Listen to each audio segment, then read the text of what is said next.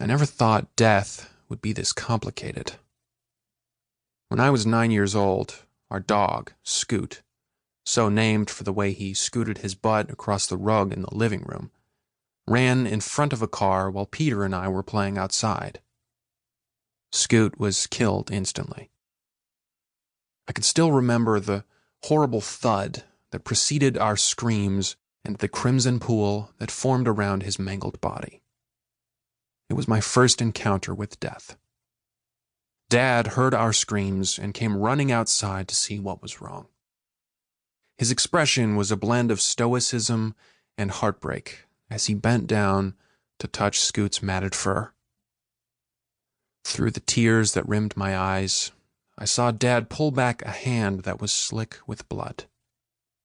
He discreetly wiped his hand on his pants and turned to confront his two sobbing sons. Peter trembled next to me. His wailing was only interrupted by his sniffling and the occasional pause to catch his breath. Dad put his hands on our shoulders and guided us away from the street and back toward the house. As we walked, I kept looking back over my shoulder at Scoot's body. He seemed so small now. "Boys, what happened today was not your fault," Dad said in a familiar tone of voice that always calmed his sons at their most savage. In this instance, it was like I was hearing him from the end of a long tunnel.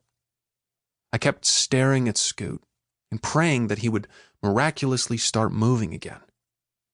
I knew this was a stupid thought to have, and yet I kept staring at him expectantly. "Are you listening, Silas?" This snapped my attention back to Dad. His gaze was kind and concerned. I nodded, and he continued.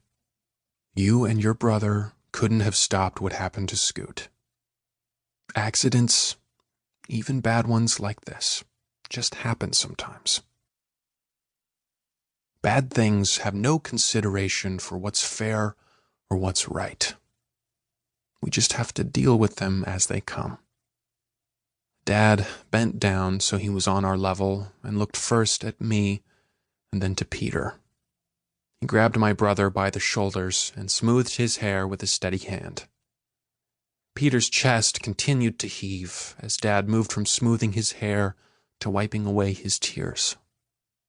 My own mourning melted away as I watched Dad calm the waves that were engulfing Peter simply by caressing his tear-streaked face. When at last Peter stopped sniffling and Dad finished wiping away the tears, he spoke quietly. "How are you feeling right now, Pete?" Peter's bottom lip protruded and he stared at the ground. It took him a second to answer. "Sad," he whispered. "It's okay to feel sad," Dad told him. "Scoot's gone, Daddy. He can't play with us anymore." "He is gone, buddy. But do you know where Scoot went? Where he is right now?" I was pretty sure I knew the answer, but wanted Peter to guess since Dad had asked him and not me. While I'd never experienced death myself, I had talked to friends at school who had family members die. They told me their parents, teachers, people at church, pretty much everyone they talked to, told them the person they lost was in a better place. Mom had mentioned during our nightly Bible stories before that the people who died in those stories went to heaven. The way she talked about it, streets of gold and huge mansions sitting on clouds, it really did sound like a better place. I could only hope that Scoot was up there now, chasing tennis balls and scooting his butt across every rug he could find.